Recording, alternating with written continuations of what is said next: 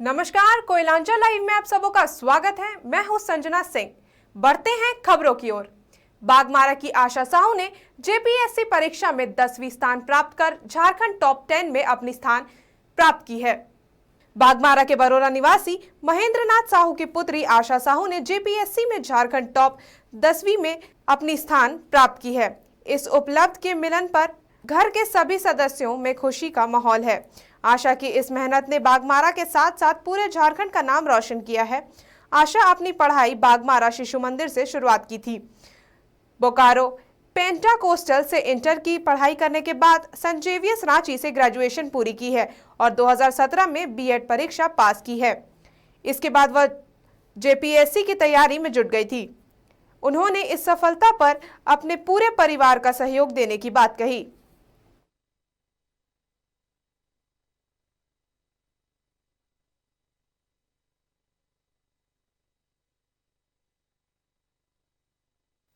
मैंने ये प्रिपरेशन 2019 से शुरू की थी सिविल सर्विसेज की। उसके बाद 2021 में जब ये फॉर्म आया तो मैं फुल्ली जेपीएससी के लिए डेडिकेटेड हो गई। अपनी पढ़ाई के दौरान मैं मेरे घर में बहुत शांतिपूर्ण माहौल दिया गया। मैं घर से ही तैयारी की। उसके साथ ही मैंने एक ऑनलाइन कोचिंग RNSIS से उससे जुड़ी रही और वहाँ मैंने मेंस का पूरा प्रैक्टिस किया, आंसर राइटिंग का प्रैक्टिस किया। तो जो पूरी पढ़ाई की जर्नी है, सारा श्रेय मेरे फैमिली मेम्बर्स और मेरे जो गुरु है रवि सर, उनको मैं देना चाहूँगी। उनको मैं यही संदेश देना चाहूँगी कि ये जो प्रिपरेशन है, हो सकती है थोड़ी लंबी चले, क्योंकि एक ही बार में आपको सिलेक्शन हो सकता है ना भी मिले। तो आपको पेशेंस बना के तैयारी करते रहना चाहिए, ताकि अगर जो एक लक्ष्य हम निर्धारित कर लेते हैं तो उसके प्रति हमें फुली डेडिकेटेड होके तैयारी पे जुटे रहना चाहिए, ताकि हमें फाइनल सिलेक्शन मिल सके। हाँ, इसको लेकर मैं बहुत खुश हूँ। बीसीसीएल की एक महत्वाकांक्षी योजना बीसीसीएल ब्लॉक 2 के न्यू मधुबन कोलवा श्री का निर्माण, जिस पर केंद्रीय मंत्रालय की भी नजर टिकी हुई है। आज इस निर्माण कार्यस्थल की सुरक्षा व्यवस्था ही अब खतरे में आ चुकी है। काम को बंधित कर दिया गया है। इस दौरान बीके हाईटेक सिक्योरिटी सर्विस के 51 सुरक्षा कर्मियों ने एचएससी कंपनी के स्थानीय प्रबंधन के खिलाफ जमकर नारेबाजी भी की। सुरक्षा कर्मियों की माने तो यह कार्य करते हुए 3 महीने बीत चुके हैं और अब तक मात्र 1 महीने का वेतन भुगतान किया गया है, जिससे इसकी आर्थिक स्थिति चरमरा गई है। वहीं सुरक्षा कर्मियों ने चेतावनी देते हुए कहा है कि अविलंब वेतन भुगतान नहीं किया गया तो यह अनिश्चितकालीन गेट जाम जारी रहेगा।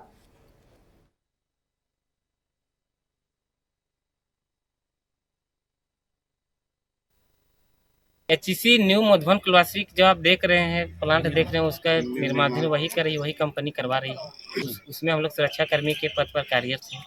हम लोग लगभग कुछ बंदूकधारी भी हैं और सुरक्षा कर्मी भी लगभग 51 है। 51 लोगों का 3 माह हो चुका है। 1 माह का वेतन मिला है, बाकी 2 महीना का नहीं मिला है। आज हम लोग पूरा प्लांट को बंद करने का काम किए, जब तक कि हम लोग का वेतन नहीं मिलेगा। देखिए, जब तक हम लोग को पेमेंट नहीं मिल जाता है, वेतन नहीं मिल जाता है, तब तक हम लोग बंद रखेंगे। एचईसी मांडर उपचुनाव के लिए राजनीति हलचल तेज हो गई है। कांग्रेस ने शिल्पी नेहा तिर्की को महागठबंधन प्रत्याशी बनाया है। मांडर उपचुनाव को लेकर राज्य की सियासत में हलचल तेज हो गई है, जहां कांग्रेस ने बंधु तिर्की की बेटी शिल्पा नेहा तिर्की को महागठबंधन के प्रत्याशी के रूप में चुनाव में उतारने की घोषणा की है। वहीं बीजेपी में मेयर आशा लकड़ा, पूर्व आईपीएस अधिकारी अरुण उराव, पूर्व विधायक गंगोत्री कुजूर में से किसी एक को प्रत्याशी बनाए जाने की संभावना है।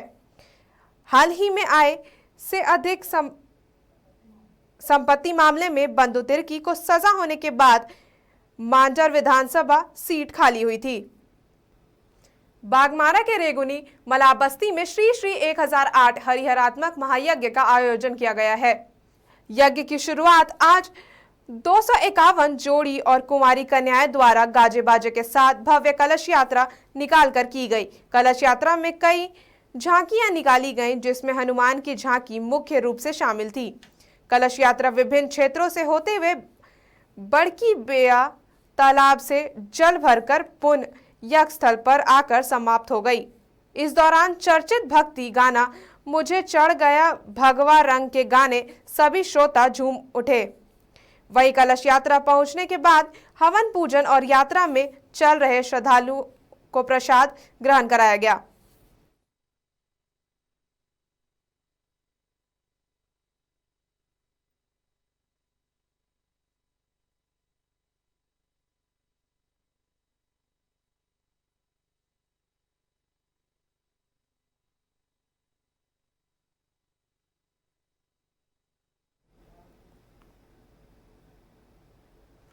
भोजपुर जेल रोड के पास चश्मा दुकानदार को अपराधियों ने गोली मारकर हत्या कर दी है। बाइक पर सवार अपराधियों ने इस घटना को अंजाम दिया है। वहीं घटना के बाद यहां अफरा तफरी का माहौल बना हुआ है। अपराधियों ने उन्हें 3 से 4 गोलियां मारी हैं। जानकारी के अनुसार मृतक समाज सेवी संगम जैन के बड़े भाई थे। वहीं घटना की सूचना मिलते ही पुलिस की एक टीम अपराधियों को गिरफ्तार करने के लिए जगह जगह छापेमारी कर रही है। अपराधियों ने घटना को उस वक्त अंजाम दिया था जब वह दुकान पर बैठे थे। इसके बाद आनन फानन में पब्लिक की सहायता से उन्हें प्राइवेट अस्पताल ले जाया गया, जहां डॉक्टरों ने उन्हें मृत घोषित कर दिया।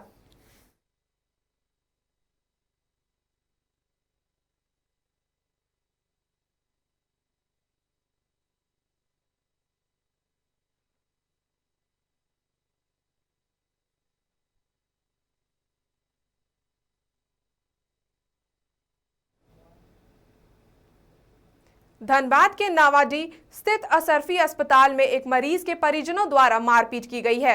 अस्पताल कर्मचारियों ने परिजनों द्वारा मारपीट किए जाने से कर्मचारी हड़ताल पर चले गए हैं। पुलिस ने इस मामले में 2 लोगों को हिरासत में ले लिया है। अस्पतालों में मरीजों के इलाज में कथित लापरवाही बरतने को लेकर आए दिन अस्पताल कर्मचारियों और डॉक्टरों के साथ मारपीट की जाती है। हालांकि इस घटना से बिल्कुल अलग ताजा घटना नावाडी स्थित असरफी अस्पताल की है, जहां एक मरीज के परिजनों ने अस्पताल के कर्मचारियों से आईसीयू में घुसने को लेकर मारपीट की है। इससे नाराज सारे अस्पताल कर्मचारी हड़ताल पर चले गए हैं।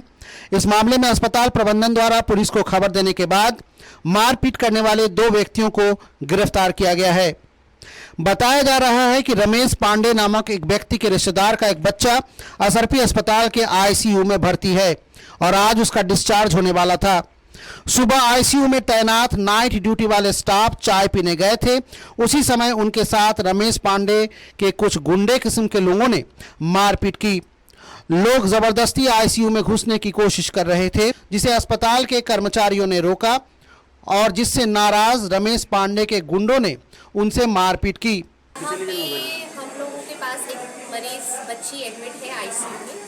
मैं नाम नहीं लेना चाहती हूँ किसी भी मरीज के। उनके अटेंडेंट लोग यहाँ पे आते रहते हैं, जो 4-5 की संख्या से ज़्यादा ही है अटेंडेंट। ये ड्रिंक करके आए थे। आज सुबह की घटना है। हमारा न्यूरो आईसीयू का एक ब्रदर अपनी ड्यूटी ख़त्म करके बाहर गया और वो जब वापस लौट रहा था चाय पी करके, उसको बेवजह उनको मारा गया। कोई कारण नहीं था। ये लोग ड्रिंक किए थे। ड्रिंक करने के बाद कौन थे वो लोग जो मारा गया? जो हमें एडमिशन के टाइम में बताया गया है, ये रमेश पांडे के रिश्तेदार हैं और ये बार बार हमसे यही कह रहे थे कि आप लोगों को पता नहीं है, मेरा भाई है रमेश पांडे। ठीक है, वजह क्या थी ये मारपीट होने की? कोई वजह नहीं थी सर। मैं आपको यही बता, अभी सुबह की मैं जब बात बता रही हूँ, मैं आपको पूरी घटना ये बता रही हूँ कि जब मैं ड्यूटी पे आई, मेरे सारे स्टाफ यहाँ पे मेरे पास खड़े थे कि हम लोग ड्यूटी नहीं करेंगे, क्योंकि ये लोग जब भी यहाँ पे भर्ती होते हैं, ये पहला इंसिडेंस नहीं है। ठीक है, 3-4 बार पहले भी हो चुका है। 3 बार मेरे साथ हुआ है। यही लोग आज गाड़ी से आए थे क्या? आज गाड़ी से आए थे। गाड़ी अभी बीच में, और ये लोग जब भी आते हैं गाड़ी हमारी इमरजेंसी के गेट में ऐसे लगा के जाते हैं ताकि एम्बुलेंस या दूसरी गाड़ी इमरजेंसी की ना आ पाए। जब आते हैं हमारी गार्ड पे हाथ उठा देते हैं, कभी किसी फार्मेसी वाले को मार देते हैं, कभी किसी को गाली गलौज कर देते हैं। और आज की जो भी इंसिडेंस आज हुआ है, मुझे खुली धमकी देकर गए हैं कि मुझे जान से मारेंगे। हथियार भी था इनके पास? जी हाँ, बिल्कुल। किस तरह? अभी किसी एक के पास बंदूक थी और बाकी लोग डंडा वगैरह लेकर के आए थे। तो और सोचिए हमारा प्रशासन मदद कर रहा है, प्रशासन पे भी हाथ उठा दिया गया। ये कैसे नेता है और ये कैसे लोग हैं जो हमारी रक्षा कर रहे हैं, पुलिस वाले हैं, डॉक्टर है जो हमारे लिए खड़े हैं दिन रात अपनी ड्यूटी अपने परिवार को छोड़ करके, उन पे भी हाथ उठा दिया, एक पुलिस वाले पे हाथ उठा दिया। इतनी हिम्मत किसने दे रखी है इन लोगों को? इनमें से एक के पास रिवॉल्वर होने की भी बात सामने आ रही है। रमेश पांडे छोटे मोटे नेतागिरी करते हैं और पहले भी इन पर मारपीट करने का आरोप लग चुका है। इस मामले में पुलिस से भी ये लोग उलझने की बात सामने आ रही है। पेशेंट था, वो एडमिट था, उसके कुछ अटेंडेंट लोग कुछ बातों में बगजत हुआ और हॉस्पिटल स्टाफ से मारपीट हुई। तो इसी के संदर्भ में हम लोग इंक्वायरी करने होंगे और फर्दर इंक्वायरी के बाद जो विधिवत कार्रवाई होगी वो हम लोग करेंगे, चाहे किसी पक्ष की गलती।